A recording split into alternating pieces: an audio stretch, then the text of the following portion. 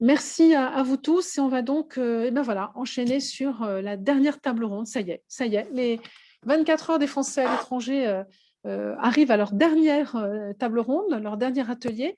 Et je crois que c'est Florent Pigère qui doit nous rejoindre. Oui, je suis Il est là. là. Il est là, Salut à Florent, vous. super.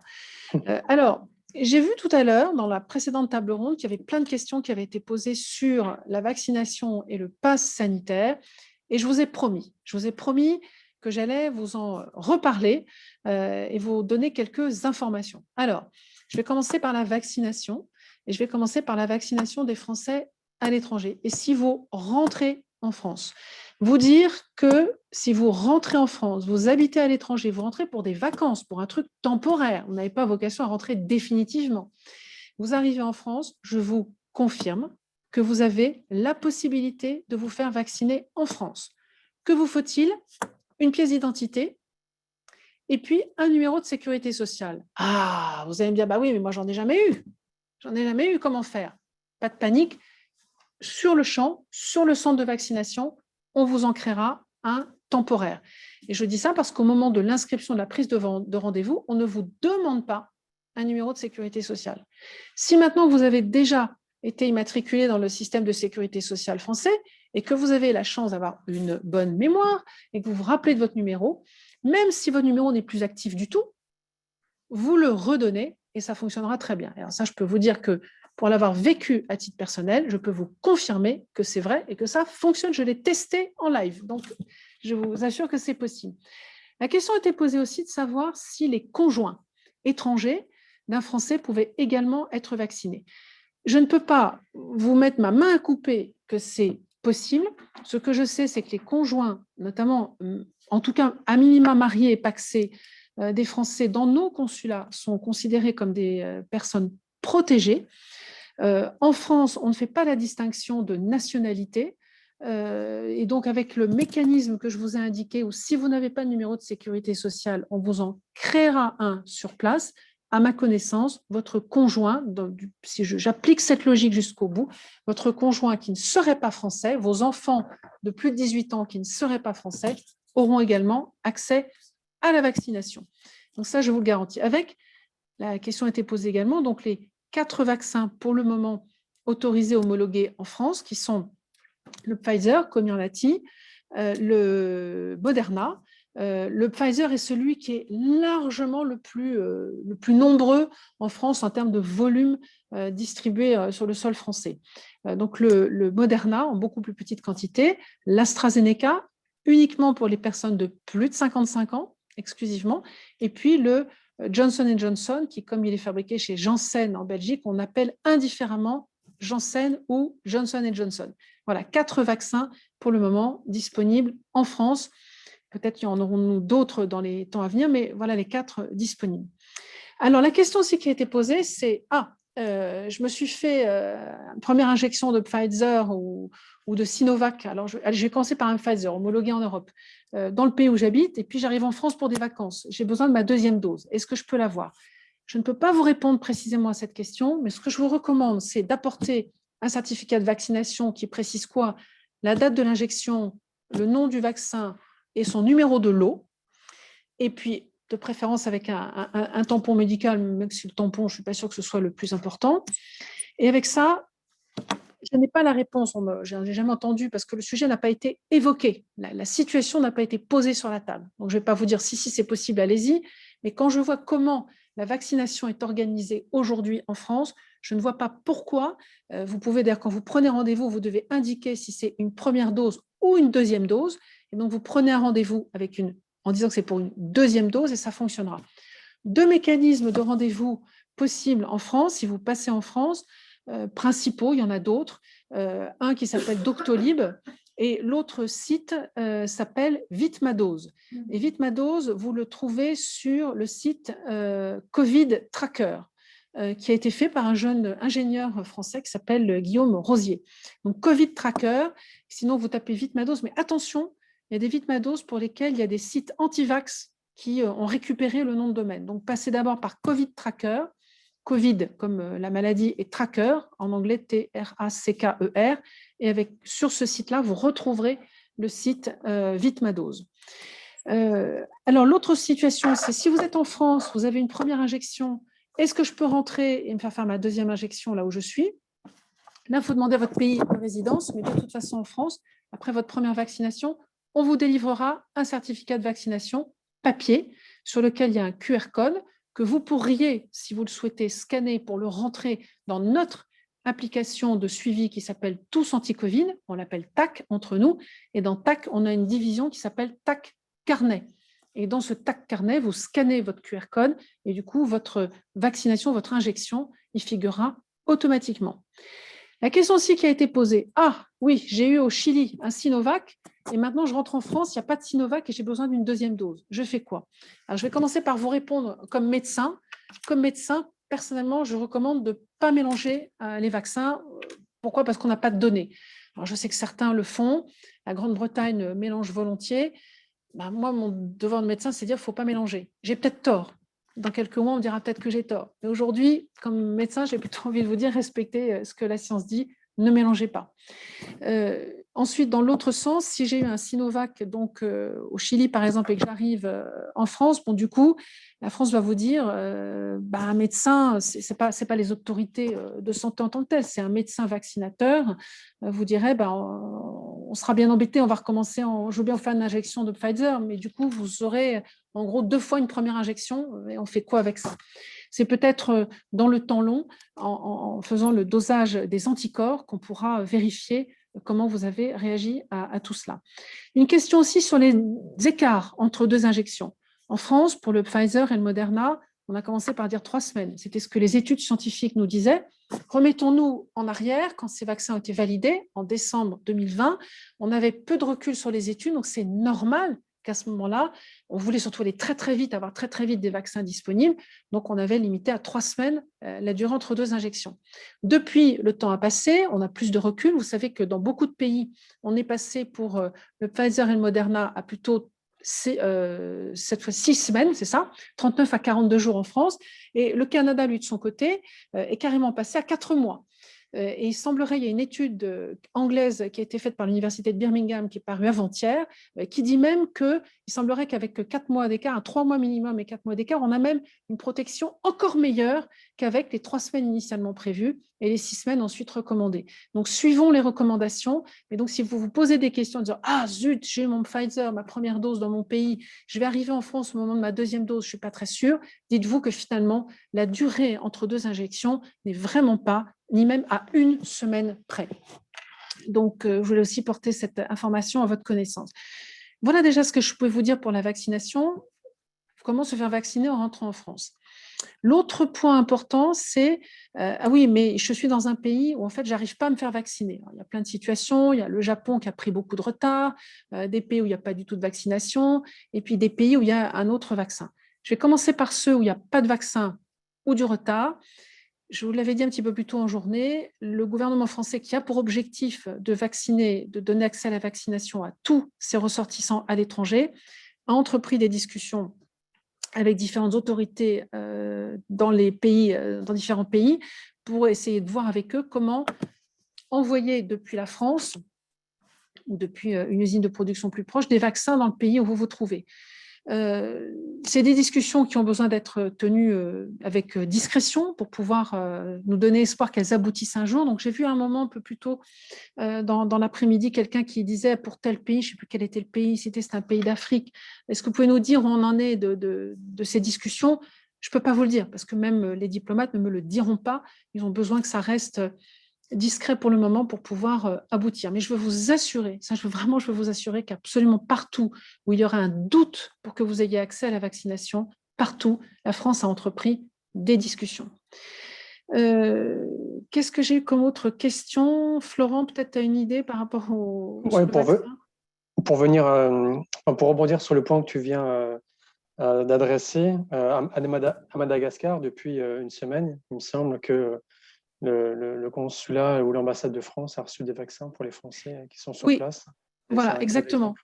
Voilà, exactement. Madagascar est l'exemple d'un pays qui, je ne sais pas où ils en sont, mais initialement avait décidé de ne pas vacciner sa population.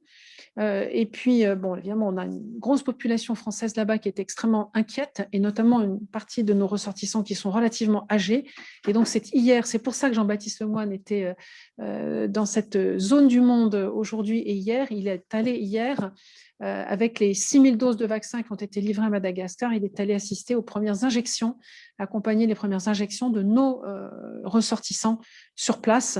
Voilà, donc vous voyez un exemple où ça s'est fait. Ça a demandé, je peux vous le confirmer, hein, ça a demandé des sacrées discussions avec les autorités malgaches. Rien n'était acquis au départ. La France a reçu un non catégorique.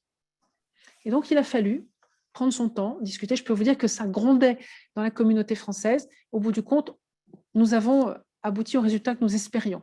Vous voyez, ça prend du temps. Il faut respecter ce temps parce que ça peut nous paraître trop long, mais il le faut. Si les autorités ne veulent pas, on ne peut pas le faire sous le manteau. Hein. Il s'agit d'un produit de santé. On est bien obligé de prendre son temps et d'attendre leur accord pour envoyer des doses de vaccin. Voilà déjà ce que je peux vous dire pour le vaccin.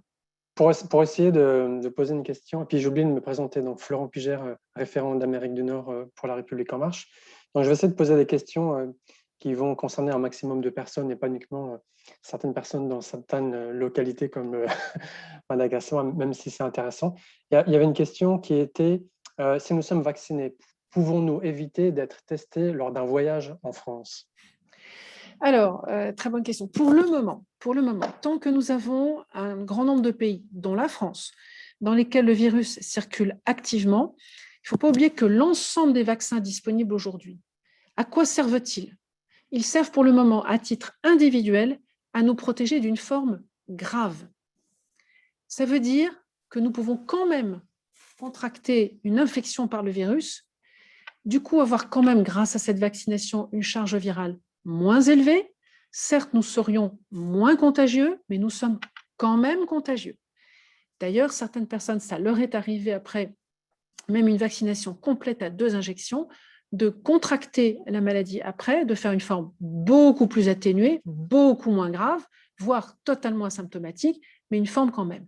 De ce fait, comme le risque est intense, tant que le virus circule beaucoup, le risque existe vraiment de pouvoir toujours être contaminé. Tant que cette circulation importante virale existe, nous resterons à un contrôle sanitaire sous forme de test RT-PCR. C'est absolument une obligation. C'est pour ça que si certains d'entre vous se posaient la question, ni maintenant, ni plus tard, pour d'autres raisons que je peux expliquer, il n'est pas question que l'entrée sur le territoire français ou même européen soit conditionnée à la vaccination. D'abord, parce que la vaccination n'est pas accessible partout. Ensuite, parce que vous pourriez arriver avec un vaccin qui n'est pas encore homologué sur le sol de l'Union européenne. Et troisième raison, c'est tout simplement parce que, quel que soit le vaccin que vous auriez pu recevoir dans votre pays, de toute façon, tant que le virus circule intensément, il n'y a que le test RT-PCR qui pourrait nous limiter, s'il est négatif, la probabilité que vous soyez effectivement porteur du virus. Donc, pour le moment, nous restons sur un contrôle sanitaire qui repose sur le test RT-PCR, y compris, j'insiste, pour les personnes vaccinées. Merci Anne. Tout à l'heure, tu as mentionné que quand quelqu'un arrivait à l'aéroport, même s'il n'avait pas de numéro de sécurité sociale, il pouvait se voir attribuer un numéro temporaire, parce qu'il y a des gens, des Français qui n'ont jamais eu de sécurité sociale. Et j'ai une question d'une certaine Frédéric qui dit « J'étais en France la semaine dernière au centre de vaccination où je suis allé à Dijon. » Donc là, je ne sais pas si c'était à l'aéroport, mais on m'a dit que sans numéro de sécurité sociale, on ne pouvait pas être vacciné. Ma question, comment ce numéro temporaire peut être créé? Alors, est-ce qu'on peut l'avoir que aux aéroports ou ailleurs? Non, c'est vraiment le numéro, normalement, il est donné, il est attribué directement dans le centre de vaccination. Alors, merci pour ce témoignage qui va être de ce pas, dès lundi matin, remonté, car ça n'est pas normal, ça n'est pas ce qui est prévu. Peut-être sommes-nous tombés là sur il y en a peut-être d'autres, d'ailleurs, centres de vaccination qui ne savaient pas sur le champ, sur le coup, créer un numéro de sécurité sociale temporaire. Pourquoi il faut ce numéro? C'est simplement parce qu'on a derrière un système d'information qui s'appelle Vaccin Covid, dans lequel toutes les injections de vaccins sont répertoriées. Et ça veut dire d'ailleurs, par parenthèse, que si vous deviez malencontreusement perdre le fameux papier après une injection, vous pourriez le redemander, on saurait vous régénérer un papier. Alors, je ne sais pas par quel protocole, mais en tout cas, il existe, votre injection existe dans cette base de données. Donc, merci de ce témoignage et je le remonterai dès lundi matin. Ça n'est clairement, je peux le dire, pas normal du tout. Ça n'est pas du tout ce qui nous a été présenté. Alors, une autre question d'un cas, je ne sais pas s'il y a une solution pour ça. Le Sputnik 5, donc il y a certains vaccins étrangers qui ne sont pas homologués par l'Union européenne et ou la France. Quelle va être cette reconnaissance? Bon, on la connaît, la reconnaissance, elle n'est pas présente, mais il y a donc un décalage. Comment gérer ce processus d'approbation? Comment le gérer? Alors, le Sputnik V russe est en cours d'homologation par l'Agence européenne du médicament et devrait obtenir vraisemblablement son homologation courant juin. Pour autant, une fois qu'il est homologué par l'Agence européenne, c'est la procédure normale pour tout médicament, il faut ensuite que les autorités de chacun des pays l'homologuent à leur tour, l'autorisent à leur tour, et on fixe le prix, etc., etc. On a un souci sur le Sputnik V qui est tout bête, qui est que pour le moment, il n'y a pas de production. Donc, on n'est pas archi pressé pour le moment pour le rendre autorisé, mais en revanche, le président Macron avait clairement dit, je crois que c'était au mois de novembre, à l'époque où il avait envoyé une équipe de scientifiques français à Moscou pour aller prendre des informations sur ce Sputnik V dans le lieu où il était fabriqué, en préparation, et l'équipe était revenue tout à fait favorable avec des commentaires très positifs sur ce vaccin. Donc, il n'y a pas de raison qu'il ne soit pas validé en France si nous en avons à la fois la production et le besoin en fonction de. Donc, le président avait dit, je ne suis pas du tout opposé à ça. D'autres ont eu, notamment Thierry Breton, vous l'avez peut-être entendu si vous avez lu la presse, était plus réservé, pour une raison simple, c'est qu'il n'y a pas de production de Sputnik V, qui est en train de rechercher, je n'ai pas suivi tout récemment, mais était en train de chercher des sites de production en Europe. Donc, dès qu'on aura une production de Sputnik V, Sputnik est accessible pour nous en France ou ailleurs en Europe, le Sputnik V pourrait tout à fait être validé. Je voudrais aussi donner un point de précision extrêmement important. Je vous ai parlé là de l'homologation par l'Agence européenne du médicament, à ne pas confondre avec l'homologation par l'OMS. Ce sont deux procédures totalement différentes. L'homologation par l'OMS est destinée à pouvoir être utilisée par des pays dans lesquels il n'existe pas d'autorité de santé qui peut valider les médicaments comme notre agence européenne.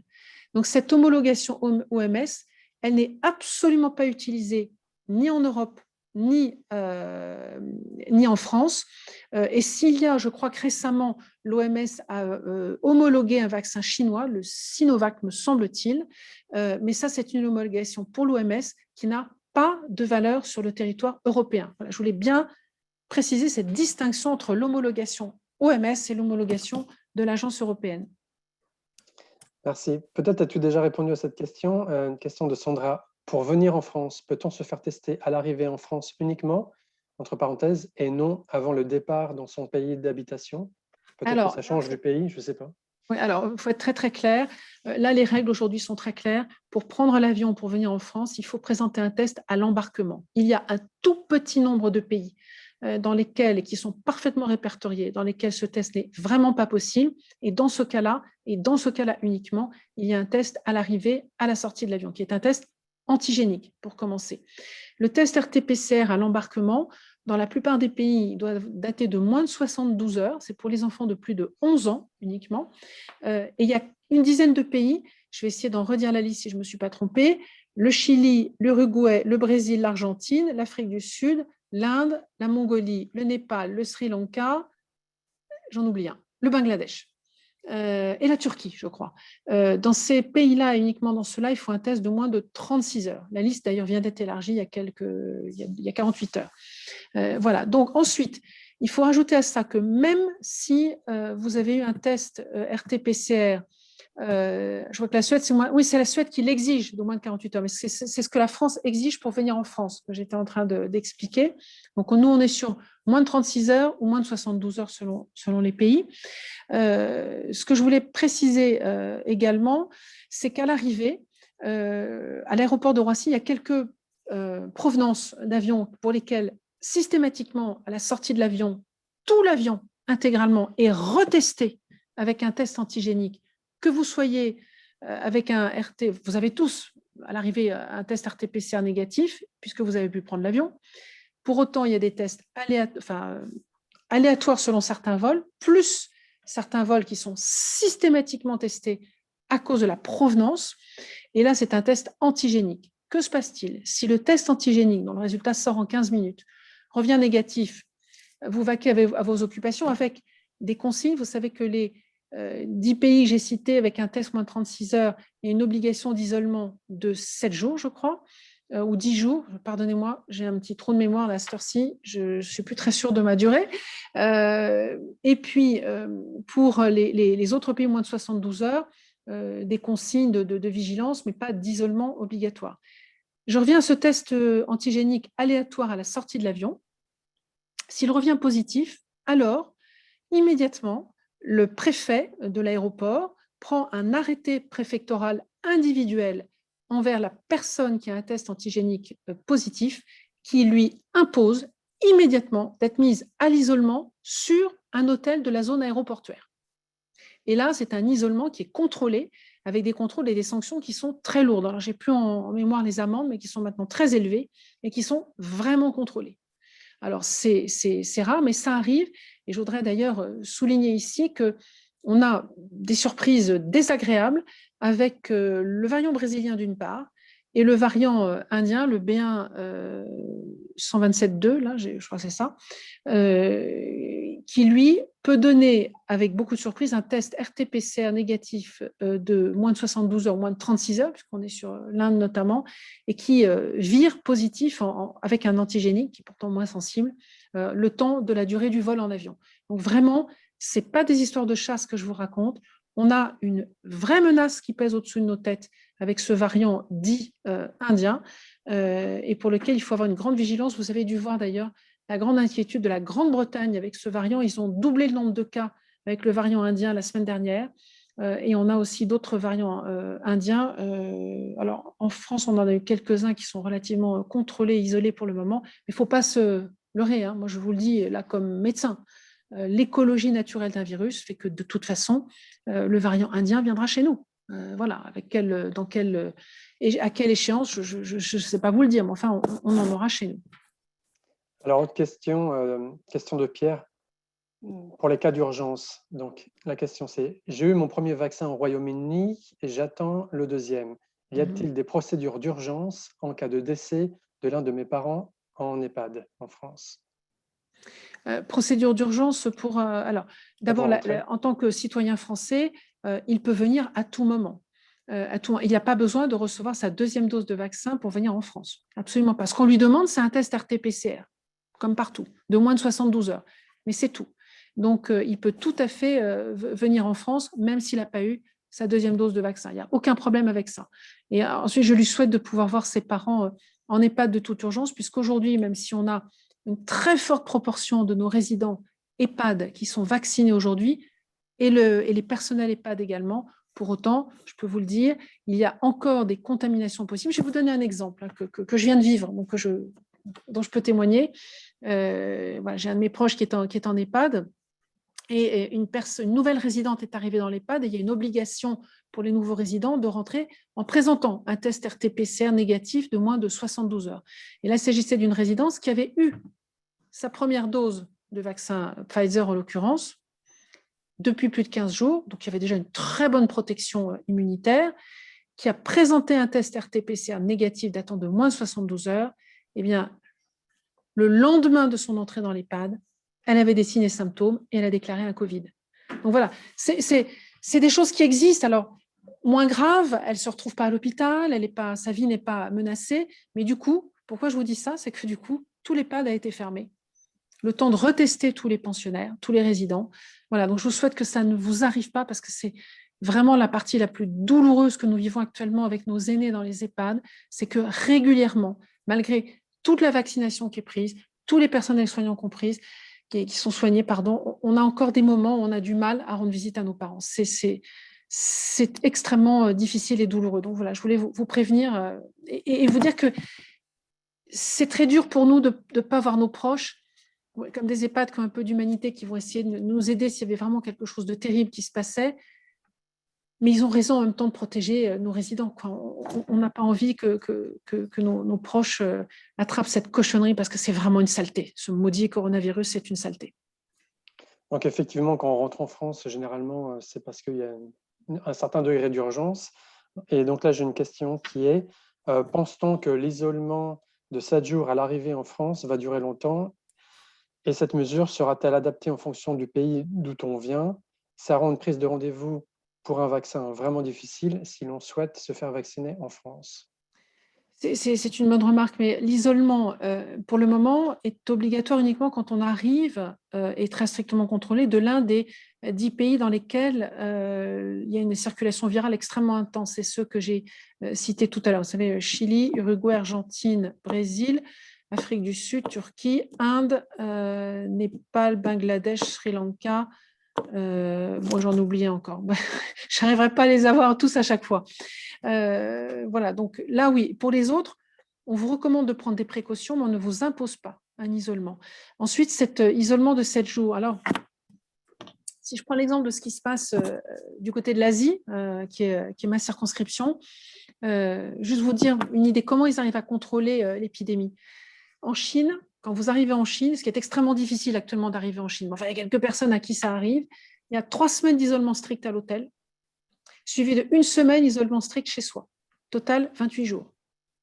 À Hong Kong, 3 semaines d'isolement. À Singapour, 3 semaines d'isolement. Et malgré ça, ils ont quand même parfois d'ailleurs des résurgences. Donc 7 jours, on fait ça parce qu'au-delà des 7 jours, on sait que le risque est beaucoup plus faible, mais il n'est pas nul.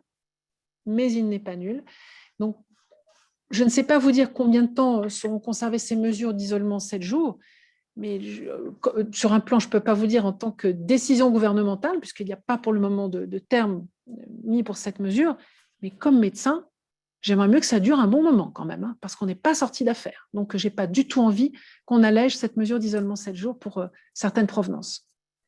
Alors, effectivement, il y a beaucoup d'incertitudes parce qu'on a peu de recul avec ce vaccin et ces nouveaux variants. Une question de Gérald. Une vaccination préserve-t-elle de l'impact de nouveaux variants? Alors, les nouvelles arrivent au fur et à mesure, puisque la difficulté avec les variants, c'est qu'on ne les connaissait pas avant, et du coup, on n'avait pas fait les études des vaccins avec ces variants.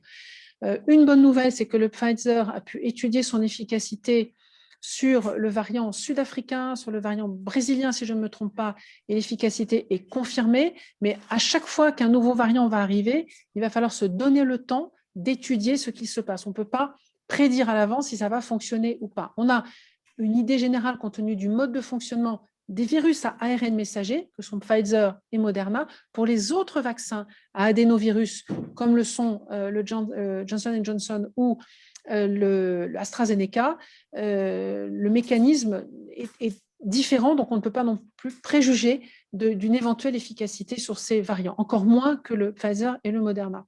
La bonne nouvelle, en revanche, parce qu'il y a quand même des bonnes nouvelles dans tout ça, ça arrive, c'est qu'avec les vaccins à ARN messager, la technologie de ces vaccins fait qu'on peut beaucoup plus rapidement remettre au point un vaccin à ARN messager vis-à-vis d'un nouveau variant si celui qui existe actuellement ne fonctionnait pas suffisamment bien.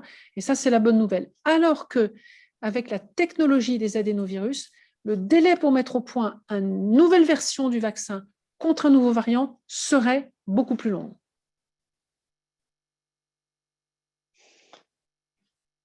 Alors, pour ceux qui hésiteraient encore à se vacciner parce qu'ils ont peur des effets secondaires, est-ce qu'on a suffisamment de recul pour dire, OK, les effets secondaires, oui, il y en a, mais est-ce que dans le cas de nos vaccins qui sont donnés, est-ce qu'il y a plus d'effets secondaires ou pas plus que d'autres vaccins? Alors, je vais parler de 2 types d'effets secondaires. Il y a d'abord les effets secondaires immédiats dans les suites immédiates de l'injection du vaccin. Bon, le premier cas extrêmement rare, c'est le grand phénomène allergique, et c'est pour ça qu'après chaque injection, on vous garde 15 minutes sur place pour s'assurer que vous n'allez pas déclencher une énorme réaction allergique. Évidemment, vous ne pouvez pas vous savoir allergique à ce vaccin. Ça, c'est arrivé chez des gens qui, en général, se savaient déjà avec un terrain profondément allergique. Donc là, il y a cette possibilité-là. Et puis, l'autre type d'effet secondaire immédiat dans les 24-48 heures qui suivent, mais en fait, c'est ce qu'on voit parfois, on a oublié, parce que nous, adultes, on est plus rarement vaccinés. On devrait l'être. Le programme vaccinal en France, c'est pour le DT polio, 25 ans, 45 ans, 65 ans. Mais je suis sûre que beaucoup d'entre vous ont largement oublié leur rappel. Alors, si ça vous était arrivé, faites-les, même avec du retard, ce n'est pas grave. Donc, on a oublié, mais quand on fait vacciner nos enfants, on le voit bien. On le sait bien, quand on vaccine les enfants, c'est très courant. Que se passe-t-il? Ils ont facilement mal au point d'injection, ils ont une petite douleur, un petit dolorissement, une petite courbature éventuelle, et puis ils ont souvent un peu de fièvre, voire un peu élevée d'ailleurs. Je pense à certains vaccins qui peuvent donner une petite pointe à facilement un bon 39 à certains enfants. Finalement, nous réagissons un peu de la même façon, et avec certains vaccins, un peu tous, qui sont sur le marché, ce type de réaction peut se produire. A priori, dans les retours que j'ai, la deuxième injection peut être sujette à un petit peu plus d'effets secondaires avec, je sais, des maux de tête qui peuvent également s'ajouter avec le Pfizer. Bon, moi, à titre personnel, j'ai eu mes 2 injections de Pfizer, j'ai rien eu. Donc ça n'arrive pas à tout le monde. Ça, c'est l'immédiat. Ensuite, il y a les effets secondaires un peu plus long terme, un petit peu plus à distance. Et là, on en a parlé pour les vaccins, le vaccin AstraZeneca, pardon. On a des possibilités de ces thromboses, ces micro-thromboses qu'on a observées chez des patients plutôt jeunes. Donc, c'est des petits caillots dans le sang qui se forment en quantité telle que ça finit par causer des problèmes. Et il y en a donc des personnes qui ont pu décéder de cette complication rarissime. Alors là aussi, je reprends ma casquette de médecin pour en parler. On a un certain nombre de médicaments sur le marché aujourd'hui qui existent, qu'on utilise extrêmement couramment, qui peuvent donner lieu à des thromboses. Et le premier d'entre eux, qui est extrêmement couramment utilisé, c'est la pilule contraceptive. La pilule contraceptive est un médicament qui, oui, est un facteur de risque de thrombose, à tel point, d'ailleurs, que comme médecin généraliste que j'étais, lorsque une contraception m'était demandée par une jeune femme, la première chose que je lui posais dans les questions initiales, c'était de lui demander si dans sa famille, chez sa maman, chez sa grand-mère, une sœur, donc des très proches, il y avait des antécédents de thrombose. Si en plus cette jeune femme était fumeuse, je ne lui prescrivais pas une pilule contraceptive, œstroprogestative. Il y a d'autres pilules qu'on peut prescrire, mais l'œstroprogestative. Donc voilà, et là, les risques avec cette pilule œstroprogestative sont bien plus élevés qu'avec un vaccin AstraZeneca. Et pourtant, elle est prescrite tous les jours à des millions de femmes. Donc voilà, c'est pour vous dire que oui, il existe un risque et la transparence sur les études scientifiques aujourd'hui fait que vous savez tout, on vous dit tout, on nous dit tout, c'est une excellente chose. On sait même quand il se passe des choses avec un risque extrêmement faible, mais on vous le dit, ça existe et donc on le prend en compte. Mais franchement, entre le risque d'avoir cette saleté de Covid qui peut vraiment être extrêmement grave initialement ou à distance avec un Covid long, et le risque de la vaccination par un vaccin de type AstraZeneca, je crois qu'il n'y a pas photo. Il ne faut pas se poser 10 000 questions. Il faut aller se faire vacciner, sans hésiter. Alors, je vais revenir aux problématiques de voyage. Donc, souvent, les questions sont comment je fais pour être accepté en France. Mais une personne qui a un autre problème, c'est comment elle peut faire pour sortir de son pays.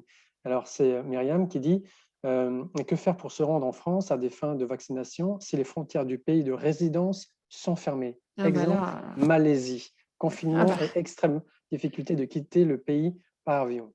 Je connais très très bien le sujet. La Malaisie, c'est ma voisine.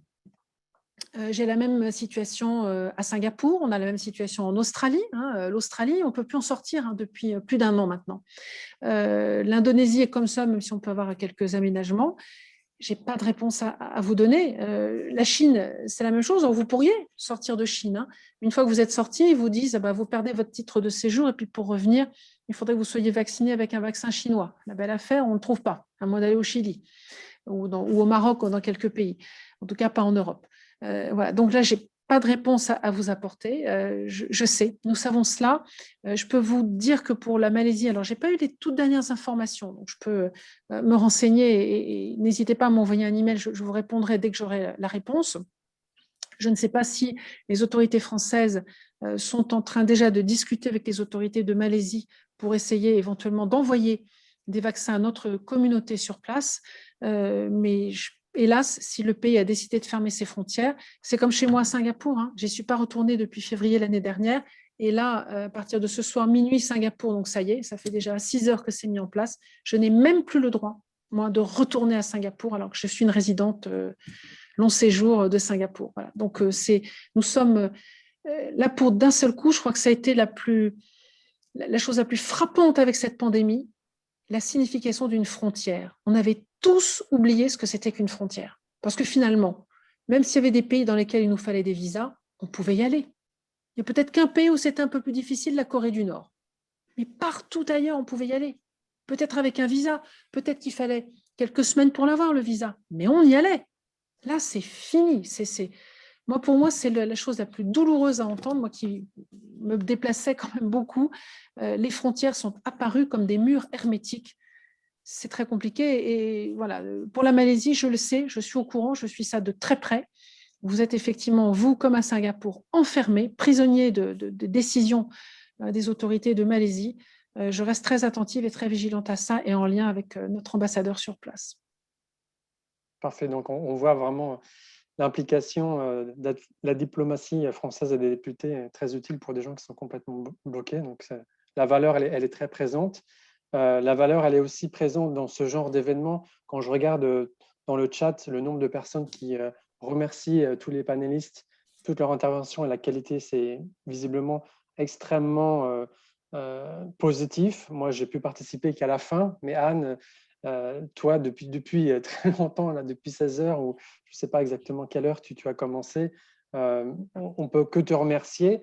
Peut-on te poser la question, parce qu'on se rapproche de la fin de la rencontre, tes moments forts, des choses spontanément qui te reviennent, que tu voudrais nous Oui, partager? Vas-y. alors merci beaucoup Florent pour cette question. Alors oui, 16 heures présentes avec vous tous, avec des panélistes qui étaient formidables, des ministres qui ont été formidables aussi, que je tiens à remercier parce que beaucoup d'entre eux, en plus en France, étaient eux-mêmes en campagne électorale pour les élections, soit départementales, soit régionales. Une vidéo également du Premier ministre que je tiens à remercier pour les mots chaleureux qu'il nous a adressés. Un message également de soutien du président de l'Assemblée nationale, Richard Ferrand, un peu plus tôt dans cette journée, et qui nous a rappelé que l'Assemblée nationale, c'est un lieu où nous parlons des sujets des Français à l'étranger, où nous votons des lois en faveur des Français à l'étranger, où nous prenons des décisions pour eux. Par exemple, le grand plan de soutien de 220 millions d'euros, il a été voté par les parlementaires. Et donc, à ce titre, l'Assemblée nationale est aussi un lieu dédié également aux Français à l'étranger. C'était important je crois qu'il nous le rappelle. Alors, les moments forts, en plus de toutes ces interventions, il y en a eu beaucoup. Mais je voudrais revenir sur peut-être ce qui va directement nous intéresser, nous, qui va être extrêmement intéressant. D'abord, à travers toutes les interventions des ministres, je crois qu'on a tous bien vu que les Français à l'étranger sont complètement maintenant pris en compte, et c'était vraiment mon combat depuis le début de mon mandat, par et le président de la République et le Premier ministre qui est quand même venu nous dire un mot de soutien, et mes parlementaires collègues qui sont pas des Français de l'étranger, mais parlementaires, je peux vous le dire, quand je suis arrivée sur les bancs de l'Assemblée nationale en 2017, moi, mes collègues qui sont des Pyrénées-Orientales, des Hauts-de-France, franchement, les députés des Français à l'étranger, pour eux, c'était des gens, on ne sait pas trop d'où ils viennent, on ne sait pas trop à quoi ressemble leur circonscription. Ils ne voyaient pas bien à quoi on servait. Puis à force de discuter avec eux, ils se rendent compte que, ah ouais, mais chez moi, à Limoges, à Rennes, à Béziers, ah oui, non, mais là, j'ai des Français qui arrivent de l'étranger, ou j'ai des Français qui y partent, et puis j'ai des entreprises qui partent à l'international, ou j'ai un investisseur étranger qui arrive chez moi. L'étranger, ça fait écho à leur quotidien de parlementaire local. Et ça, c'était très important que cela bouge. Et du coup, au niveau ministériel, là aussi, on a réussi à faire bouger les choses. Alors là, c'est vraiment intéressant. Amélie de Montchalin, qui est une ministre extraordinaire de la fonction publique et de la transformation de la fonction publique, qui fait un travail sur l'accès aux services publics en France et à l'étranger, qui est vraiment formidable.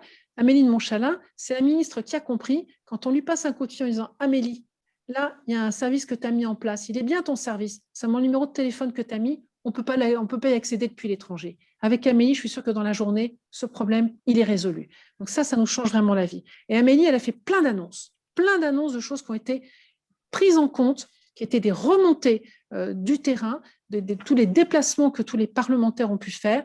Et elle les a pris en compte. Et je vais vous en citer juste 5. D'abord, pour les retraités, les certificats de vie qui devaient être envoyés plusieurs fois par an parce qu'il y en avait autant que de caisses de retraite, ça y est, il n'y a plus besoin d'envoyer qu'un seul certificats par an. Ils sont traduits en 9 langues déjà et ils seront traduits dans plus de langues. Amélie, comme nous, parlementaires, a reçu plutôt une fin de non-recevoir de la Caisse nationale d'assurance vieillesse. Je sais qu'Amélie, elle veut se battre pour qu'il y ait plus que 9 langues de traduction de ces certificats d'existence. Deuxième élément très important, l'accès à France Connect. Et France Connect, ce sont des dizaines de services publics une fois qu'on est connecté à France Connect auxquels on peut avoir accès. France Connect sera accessible à partir de l'été prochain pour les Français à l'étranger. L'état civil, tous les actes d'état civil qui sont faits à l'étranger, qui sont centralisés à Nantes, ils sont 100% numérisés et on aura tous accès à ces services par voie numérique, plus besoin d'envoyer un courrier qui met des tas de semaines à nous parvenir. La plateforme aussi, la plateforme, c'était une plateforme que j'avais proposée dans mon rapport remis au Premier ministre en 2018. Eh bien, ça y est, la proposition que j'avais faite, elle a été prise en compte. Amélie et le ministère des Affaires étrangères la mettent en place et c'est ce qu'on appelle la plateforme France Consulaire, sur laquelle notamment on aura une réponse téléphonique où que vous soyez dans le monde, avec un numéro de téléphone local, le prix d'un appel local, vous aurez accès à tout un tas d'informations directement par téléphone. Et là aussi avec un être humain qui vous répond, ce n'est pas un automate qui vous répondra. Ça, j'y tiens, c'est important de le préciser. L'être humain, ça reste très important. Numériser les services, Amélie nous l'a bien expliqué, c'est un outil qui permet de gagner en efficacité, ce n'est pas un outil pour supprimer des êtres humains. Ça, je pense que c'est important de le préciser. Et puis également, pour nous qui sommes à l'étranger, quand nous allons refaire nos titres de séjour, passeport, carte nationale d'identité, eh bien, on est en train de travailler pour qu'on soit obligé d'aller une seule fois au consulat pour pouvoir obtenir ce document au lieu de devoir y aller 2 fois. Donc voilà, 5 avancées majeures qui vont vraiment énormément nous simplifier la vie. Et ce ne sont pas les seules, c'est parce que je voulais aller un petit peu vite, on arrive au terme de cette heure de conclusion. Donc vous voyez que les Français à l'étranger, vraiment ça y est, nous sommes pris en compte, nos attentes sont prises en compte, il y a des avancées majeures qui n'avaient jamais été faites jusque-là. Donc c'est vraiment une bonne chose. Puis nous, pour La République En Marche, souligne aussi ce que Stanislas a annoncé, cet outil numérique qui va être mis à disposition de tous les conseillers élus des Français de l'étranger chez La République En Marche pour pouvoir communiquer plus facilement avec nos ressortissants, avoir un outil qui nous permette aussi de développer des bonnes pratiques, des idées et de l'entraide. On a vu que la solidarité, ça a été évoqué au cours de la table ronde sur l'entraide et la solidarité. La solidarité, ce n'est pas un vain mot au sein de la communauté française.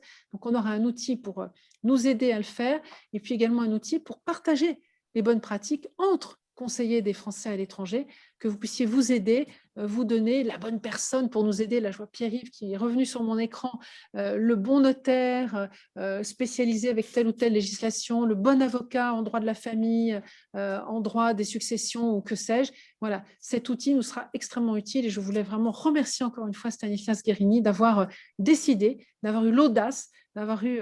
c'est presque aussi parfois du courage qu'il faut pour dire si les Français à l'étranger sont une communauté importante que je veux pouvoir soutenir. Donc, un grand merci à Stanislas Guerini. Donc, voilà, les temps forts, enfin, sur 16 heures, ça c'est presque faire une insulte à tous les autres panélistes qui étaient présents, qui ont eu des propos et des échanges formidables, de ne pas les avoir cités. Mais là, en 5 minutes, c'était très, très compliqué de pouvoir résumer. J'ai juste vraiment pris les temps forts et les grandes avancées pour les Français à l'étranger. Voilà, Florence, que je pouvais partager avec vous.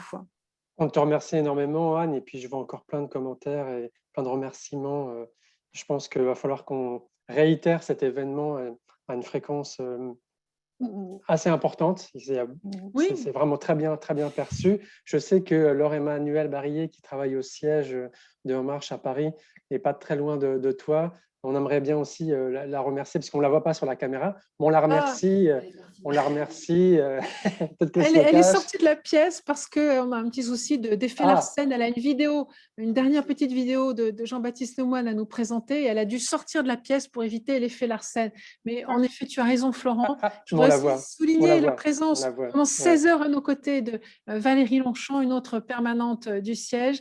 Donc Laure-Emmanuelle Barillet qui a fait un travail formidable également de préparation. On avait également, qui n'était pas là avec nous, mais qui a beaucoup travaillé en amont cette semaine, Maximilian Grosseur, qui a beaucoup travaillé aussi, que je voudrais remercier. Le service communication de La République En Marche, qui a fait un gros travail aussi pour nous aider. Tous les cabinets ministériels qui ont été formidables, je tiens à les remercier parce que vraiment les ministres ont été super en nous faisant tous ces messages de soutien qu'ils nous ont envoyés. Donc oui, je vois que les thématiques ont été vraiment saluées, ont été intéressantes et plusieurs personnes nous ont demandé peut-être à réitérer l'événement. Mais écoutez, c'est un gros boulot, mais pourquoi pas, si ça peut vous être utile, si ça peut vous rendre service, on est là pour ça. Et moi, je suis là à votre disposition comme déléguée des Français à l'étranger auprès du bureau exécutif de La République En Marche. Je serai toujours à vos côtés pour porter vos voix, porter vos propositions, porter vos critiques également. Vous pouvez compter sur moi, toujours en toute franchise, en toute transparence.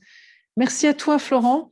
Merci à tous. Merci à Pierre-Yves qui est encore là. Merci à Stéphane qui est resté aussi très longtemps, toute la journée. Merci beaucoup, Stéphane, qui pourrait aussi vous répondre si vous aviez des questions, notamment sur l'enseignement.